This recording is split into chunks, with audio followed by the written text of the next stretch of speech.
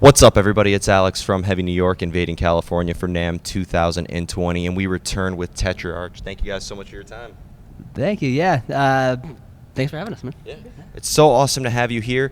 So you mentioned that you are working on some new music right now. Is this going to be just like a direct continuation from what you were doing on Freak, or do you think that this is going to be kind of like a new start and doing something different?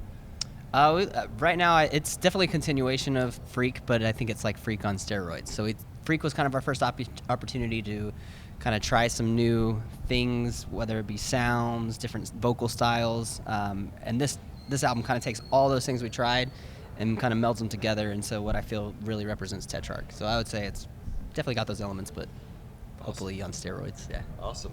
Now, one thing I was curious about is, do you tend to like to experiment with your sound in the album, or do you try to like create like an element of consistency?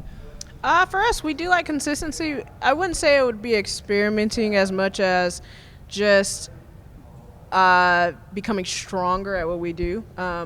We had a period like from where we started to basically now where we kind of evolved into what we would say Tetrarch sounds like.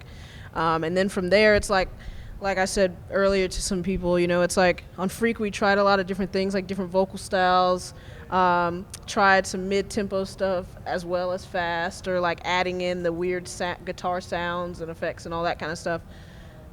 It went over well, so this time we just kind of amped it up a bit with those things that we might have just tried last record. Now we're like, okay, this works. And it really helped our sound, and it helped Tetrarch become Tetrarch. So it's a lot of that stuff, but just like he said, on steroids. It's super awesome. Yeah. As somebody who has seen you live a bunch of times before, I've always thought that it's a completely different experience than just simply listening to the album, because there's really not like a static moment on stage. It's absolutely chaotic the whole way. So is there a similar energy that you channel into your live presence as you do when you are creating music, or is it like two totally separate arts? They're definitely different things. I think that the studio is a little more of a stressful time, but it's fun too because you're creating. But on stage, you're just kind of you're not thinking anymore and just kind of performing. So we've always, I think, come off really strong live, even sometimes more so than the album. I think this album we are feeling like is finally going to capture that. But yeah.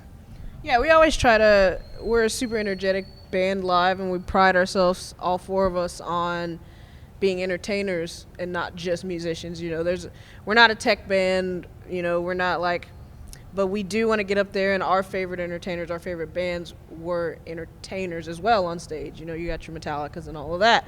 You go to a show, and it's not just watching them play Enter Sandman perfectly. It's what James Hetfield says. It's like them putting on a show. That's always how we want to be. Like, we don't want people to be standing there waiting for us to like change clothes in silence. We want to hit them hard with it constantly, the whole set. And with this record and any record we do, we want to be able to capture like that live energy on the record. So, don't get me wrong, it's been nice to have people come to our show and be like, holy shit, you guys are heavier live than you are. But I felt that way too. Yeah, but we definitely, like, this go around, I think we captured like that ballsiness that you get from us live as well. Yeah. Does inspiration for music come out of nowhere sometimes, or do you guys have to like put yourself in a certain like element in order for like the creative process to flow? It's different for all four of us. I think he's definitely better kind of when he's off, like in his own way, off the grid. Yeah.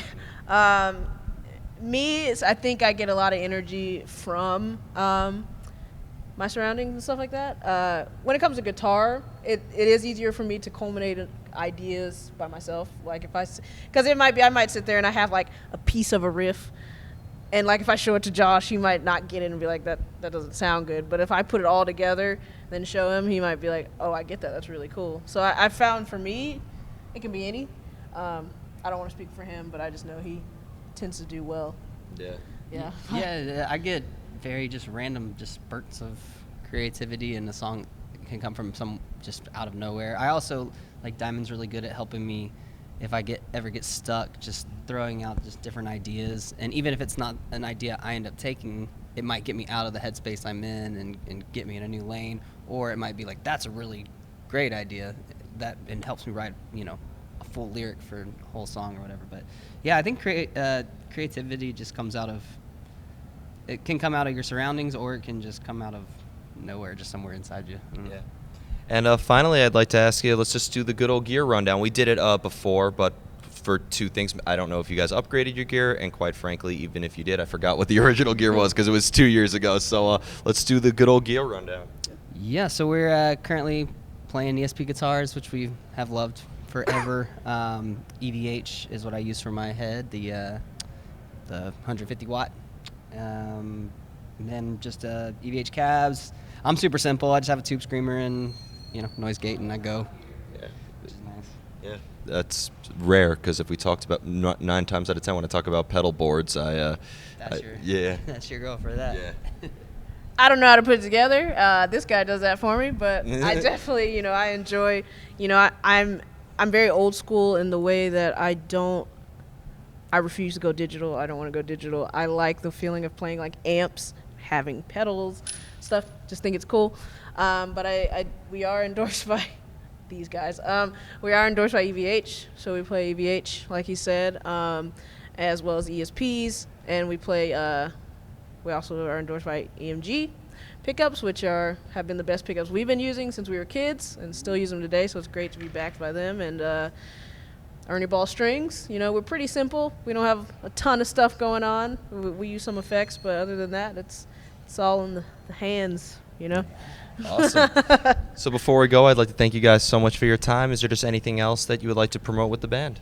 No, just 2020. We should have a record coming out in the next few months or so. So we'll start announcing that pretty soon, and then just relentlessly touring around, not just the U.S. but around the world. So awesome. Look forward to you guys hitting up Brooklyn again. we'll be there. Awesome. For sure. Everybody, we are here with Tetrarch. Be sure to check out new music coming very soon. This is Alex from Heavy New York, and we'll see you next time.